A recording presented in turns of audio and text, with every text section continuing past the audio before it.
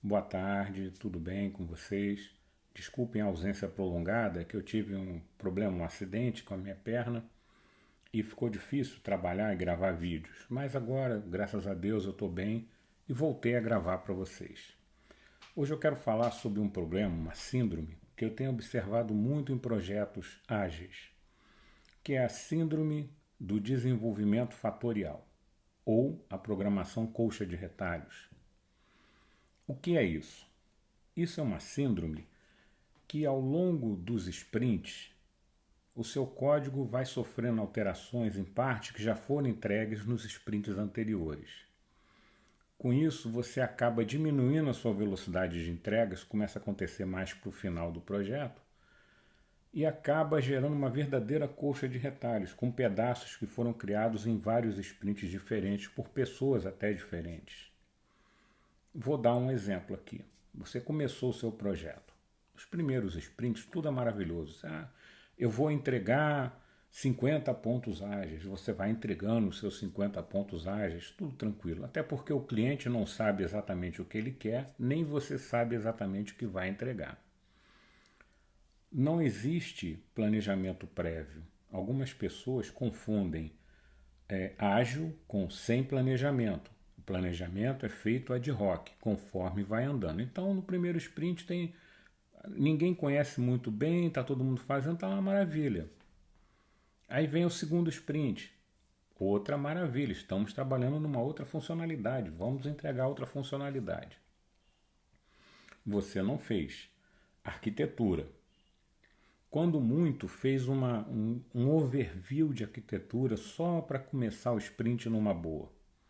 Mas a arquitetura mesmo você não fez, porque, segundo os especialistas em Scrum, a arquitetura emerge ao longo dos sprints.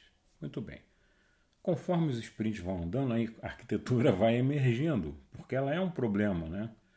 Você não fez modelagem de dados, você não fez modelagem de classes, você não fez nada. Aí começam a surgir problemas.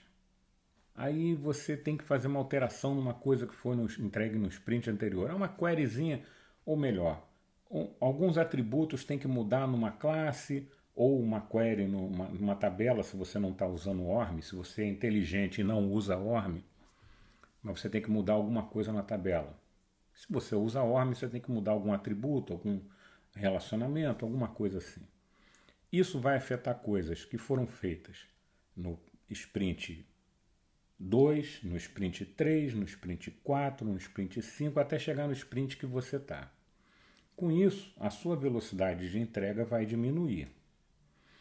Aí o PO começa a ficar insatisfeito, achando que você está enrolando. Então no próximo sprint você dá uma corrida, mas descobre que tem mais uma coisinha que precisaria ser alterada, e aí vai diminuindo a velocidade do sprint e a pressão aumenta. As pessoas começam a perguntar quando é que vai entregar. Com o passar do tempo, você tem pedaços do seu código que foram feitos no sprint 1, alterados no 2, no 3, no 4, no 5 e no 6. Está aí o desenvolvimento fatorial. E o código acaba ficando uma colcha de retalhos, porque a pessoa que fez no primeiro sprint pode não ser a pessoa que alterou no quinto sprint. Então você acaba tendo vários pedaços no código, que um código novo, que não necessariamente está em produção, já está apresentando um problema de brittleness, que é um sintoma de software velho. Vou mostrar uma animaçãozinha aqui para vocês que vai explicar esse conceito visualmente. Eu vou até startar aqui para acompanhar. Preste atenção nesse vídeo. A gente vai começar a desenvolver um projeto. Então tudo é uma maravilha. Tá lá, sprint 0, a gente vai começar a fazer o nosso baseline. Vamos começar a desenvolver o primeiro sprint. Aí a gente começa a entregar coisas. Aquela quantidade que a gente estimou, bonitinho, avançou o contador de sprints, que maravilha. Vamos para o segundo sprint. Não fizemos análise, não fizemos projeto. Então, o segundo sprint transcorre perfeitamente bem, sem problemas. Já estamos no terceiro sprint. Sem análise, sem projeto, sem arquitetura, as coisas vão andando conforme vão andando. Tá? É assim que deveria ser num projeto ágil com Scrum. Terceiro sprint, entregamos tudo que combinamos, maravilha, tá tudo beleza. O problema é, quando chegou no quarto sprint, isso pode acontecer no enésimo sprint, a gente não tem uma técnica uma métrica muito apropriada. Se torna necessário você fazer uma pequena alteraçãozinha numa coisa que já foi entregue. E ela provoca outra alteraçãozinha em outra coisa que já foi entregue. E mais uma em outra coisa que já foi entregue.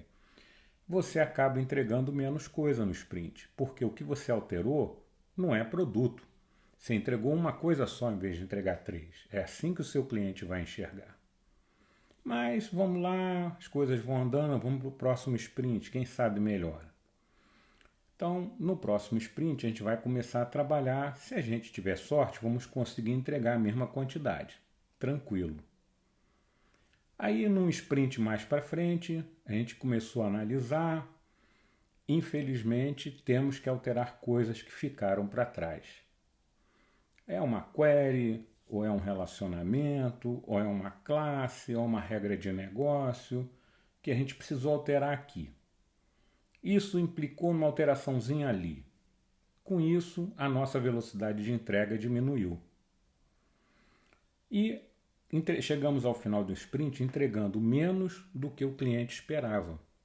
Mesmo que a gente tenha alterado coisas, isso não conta. O que você alterou não conta. Conta o que você entregou de novo.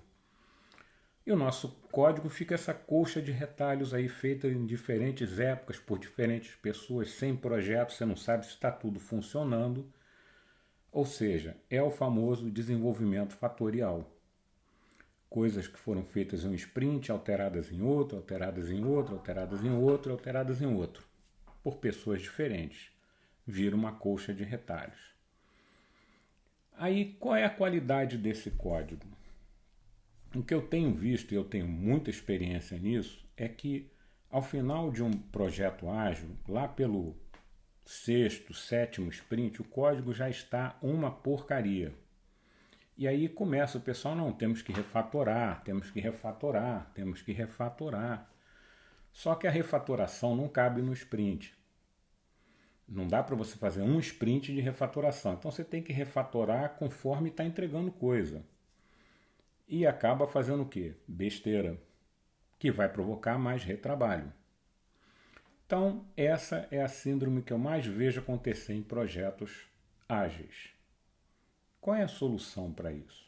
Gente, em nenhum lugar no manifesto ágil está escrito que você não deva planejar. O que é planejar? É fazer levantamento de requisitos, é fazer análise de arquitetura, projeto de software, não é? Esse tipo de coisa. Ah, mas isso é upfront design. É, mas na vida a gente não faz nada sem upfront design. Você pode fazer o design, o levantamento, o planejamento enquanto está construindo.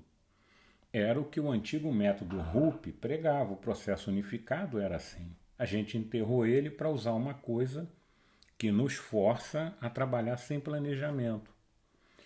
Não adianta. Olha só, eu tenho vários cursos de Scrum, já trabalhei como Scrum Master, de Planning Poker, de Kanban, de XP, de tudo isso que vocês imaginarem.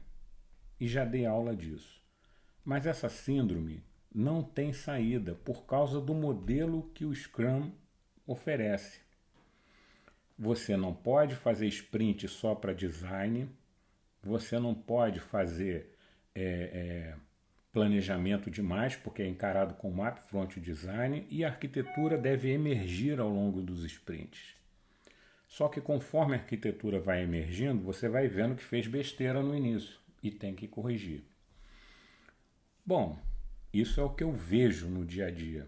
Eu trabalho há muitos anos com isso e vejo isso acontecer. Qual é a solução para isso? Não usa Scrum. Ou então você vai ter que dobrar as regras e fazer um pouco de análise de projeto sim, antes de começar a fazer o sprint. É melhor ser chamado de não agilista do que você chegar ao final com uma colcha de retalhos dessa.